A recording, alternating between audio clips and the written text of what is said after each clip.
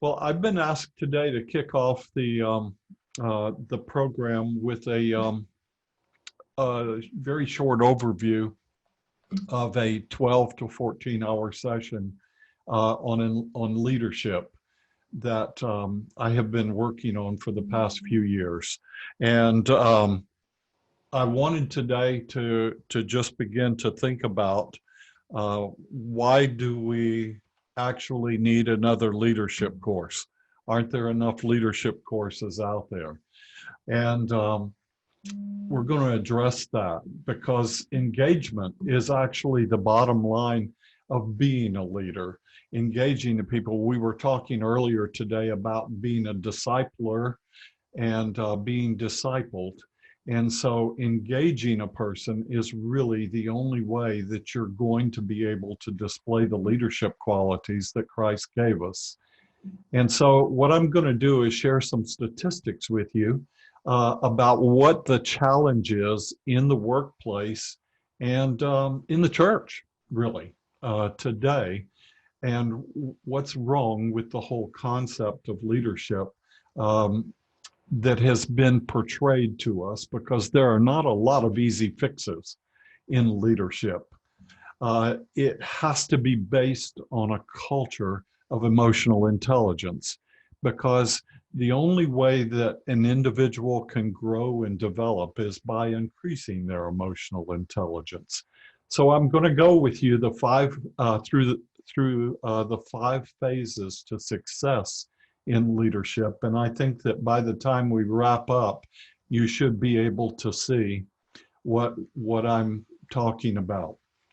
Right now, there's 60,000 books with leadership in the title on Amazon alone, with less than half of them about management. There's less than 1/3 of American and Western European employees are actually engaged, which fuels lower levels of productivity, performance, and profitability. And I think we could say the same thing about church. We know the 90-10 or the 80-20 Pareto principle that says that only a few people are doing all the work. And the reason why they're not doing that is because they're not engaged with the people, shall we say, at the top of the pyramid, because something is missing. So what is it that's missing? Well, the concept that we see here of 60,000 books on leadership and less on management should tell us that a real leader or manager has to display both of those qualities if they are going to bring the essence of leading a group of people properly. So when we talk about engagement and the bottom line, the difference between the people that come to work and the people that lead in the workforce is the fact that, according to Gallup, with only 28% of the employees engaged, employers are asking these questions: can they do the job, and will they do the job? In other words, do they have the competence and character to make this role happen? And yet, at the same time, an employee is asking an extremely different question. They want to know, will I find the chemistry? Will I find a group of people that I enjoy working with? And can I actually improve my resume? Now, that's a very different desire and need than the employer. The employer is saying, can they do the job, and will they do the job? I don't really care whether they have a good working environment and they can increase their resume. I'm paying you to get a job done. And the employees saying, I will do those things if you provide the things for me that are necessary for me to become competent. So I was fortunate enough to author a book a number of years ago where I talked with 1,642 executives to identify the biggest challenges they faced in organizational development and employee engagement. And the crazy thing about it was was of those 1,642, over 80% of them said we have the same issues. There were 8 common themes that were consistent across the board. And the challenge was that only 2 of them were not people related. And that was the fact that I have a lack of funding and resources that inhibit the growth, and that I have dated or ineffective technology. The other 6 were all people related: wrong person, wrong position, no career development process, wrong person, wrong job. You know, it was a challenge because they were missing 75% of the problems because people were not actively engaged. And so, where did the problem exist if they weren't actively engaged? Well, according to Gallup statistics, in January of last year, 75% of people leave the jobs they're in because of their bosses. Not the job, but it's because of the people that are there in leadership. So what are we doing that's actually wrong with the way that we're leading and managing people? So if we focus our culture on emotional intelligence and we address people issues, what we can do is we can change this whole concept from the can they do the job and will they do the job to encouraging them to say, yeah, I can do the job and I will do it. Why? Because there is chemistry and engagement in the workplace, and we know that they're going to grow and develop because of the programs that we've put in place. So to turn this whole concept around from can they and will they to where an employee feels like they're only a number and they're not engaged. And as far as that goes, people sitting in the pews not being actively involved because they don't understand their spiritual gifts or they don't understand what they really bring to the table. And they're constantly asking themselves, what do I want to be when I grow up? We can literally turn that around. And there's a 5-step process with which we can do that. And if we use those approaches, we will gain greater intrapersonal awareness. In other words, that the first step in emotional intelligence is that self-awareness, so that we have a greater sense of our own personal values, and we can bring those individual uniquenesses to the workplace. We can increase the interpersonal awareness that leads to greater collaboration, because the second step in increasing emotional intelligence is the ability to self-regulate or move ourselves into a position where we're understood. Now, why do I know that's important? If we go to the pastoral epistles, Paul uses a core word, shophron, and he uses it 8 different times in the 3 pastoral epistles when he's talking to Timothy and others on how do you approach your people in your church, in your ministry.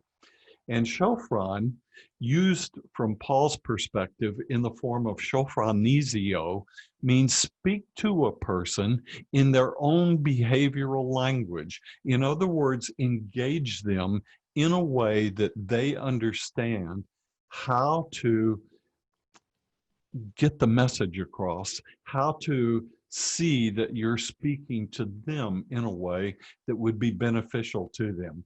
And it's the same thing Paul's trying to communicate when he says, I become all things to all people for the gospel.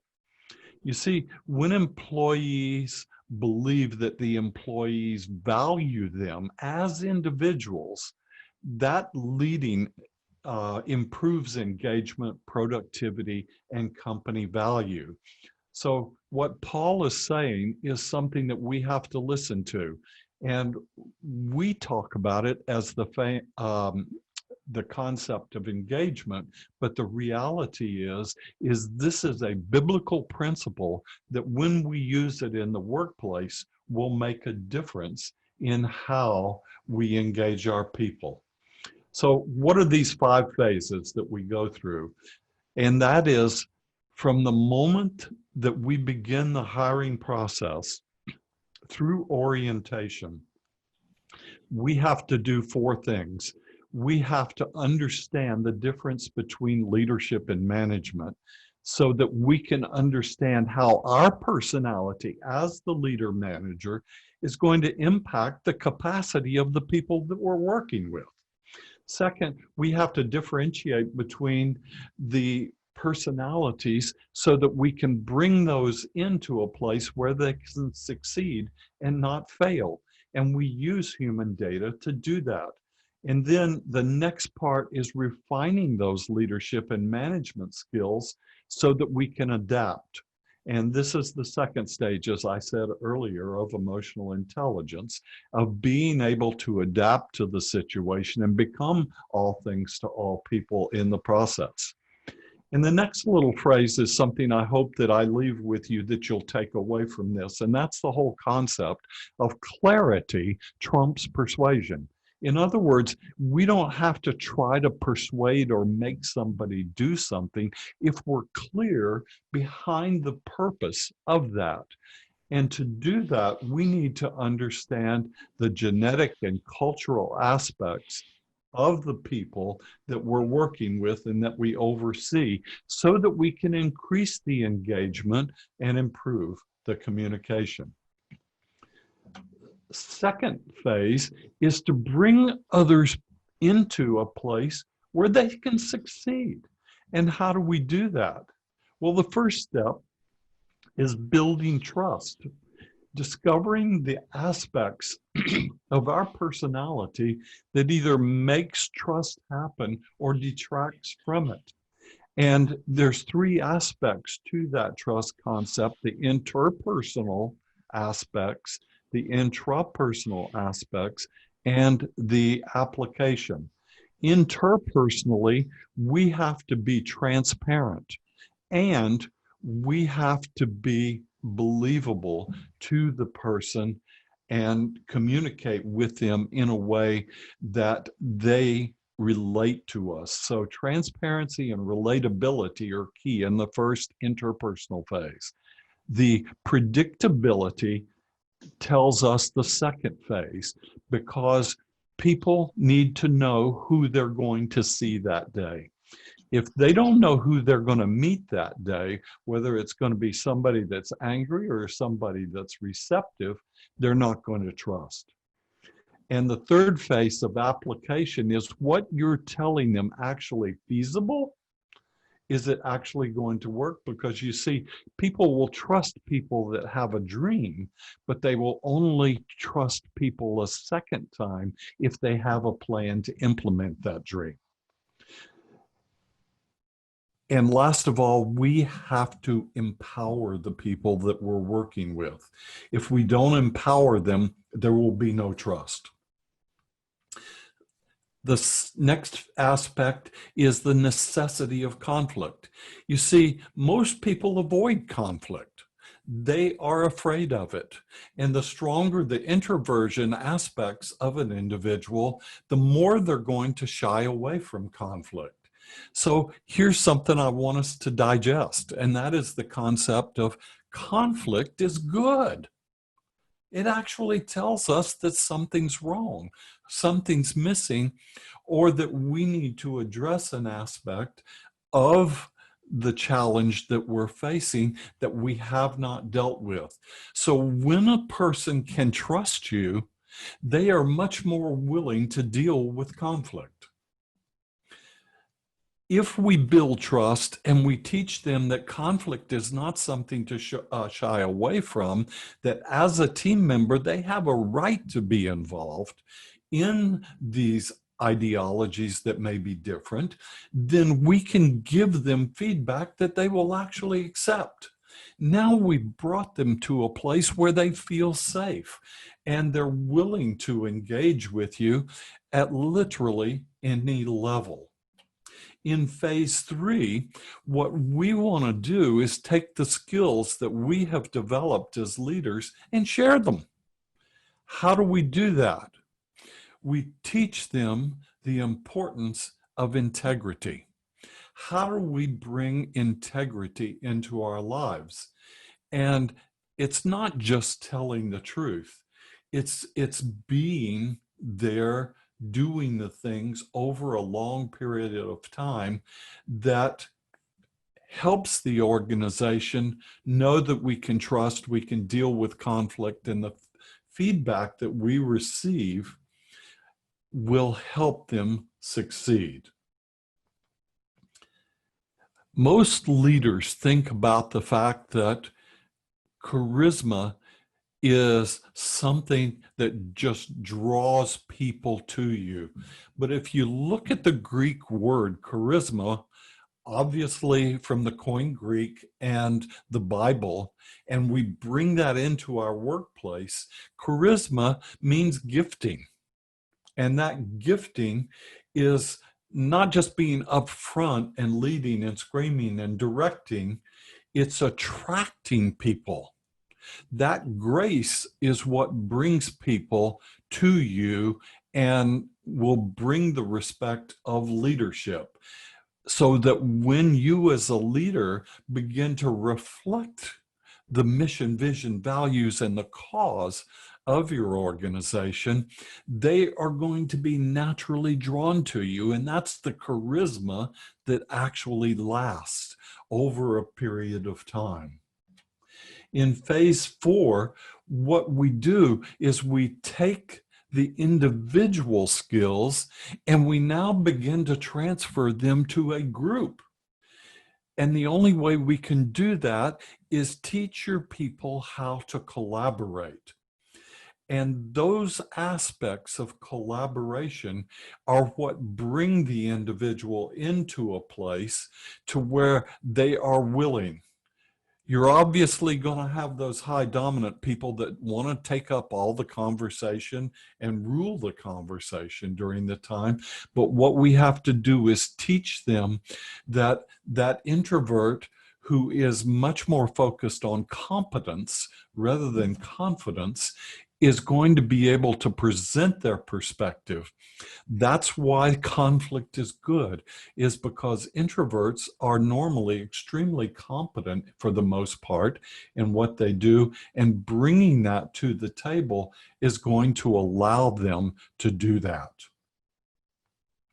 Then, once we have them collaborating, we are now going to bring them in to where they have a desire to be engaged and be a part of the process that allows them to connect with each team members, and having those team members want to be a part of the process. And the more people you have engaged, the better the capacity for them to grow. We've been able to achieve profitability increases up to 147%. Why? Because the people are engaged. The Human Capital Institute shows that the average company with engaged people creates a corporate wellness that can reduce the problems within an organization and create an engagement that improves productivity, performance, and profitability. Finally, what an individual needs to do is understand that there is something that we call leadership and management that is really one or the other. What this program teaches you is there's something called interactional leadership and management. And interactional leadership and management helps us understand that leaders need to engage the people with the corporate culture. Managers need to be able to empathize with the employees so that they move into that engagement process. So what we have in phase 5 is we have a process that actually provides the step-by-step process to help an individual understand the difference between their natural leadership and their natural management skills. And most people are stronger in one area than the other. Over the past 35 years, as I've been involved in this process, I've seen very few people that are balanced in those areas. So teaching them to self-regulate and will allow them to improve their motivation, their social skills, and their ability to communicate and become a better interactional leader and manager rather than a dictator or an inspirational person who can't stay on task. So how do I know this works? Is because we took 153 people and we charted them over a 7-year period. Their desire to learn increased 17%, their resiliency 16%, their self-esteem went up 15%. They achieved 14% more of their goals than before. They were much more willing to engage and make decisions and get the results, and most of all, develop others. The only thing that we could not bring about with significance was we could not make them listen. And that was one thing that was important that we bring about during this process. And that is an individual's decision that they get to. Our upcoming sessions and certification are going to begin in October. Mike Klausmeyer will be heading up those certification sessions. They're going to be set up by Zoom and in person. Each session is going to be about an hour in length, and we will use your assessment results as a participant so that you can understand which of these aspects are unique to you and which ones can help you succeed in improving your leadership and or management skills. After we finish all 8 sessions, you will receive a certificate and 1-year access to the materials that I'm going to be providing you so that they can be customized to your approach as a leader or a coach. So at this time, what I'm going to do is I'm going to stop sharing my screen and turn it over to you as a group so that you have the freedom to ask questions and allow me to address them. I hope that this has at least given you some insight as to what the program consists of and how it can be of help.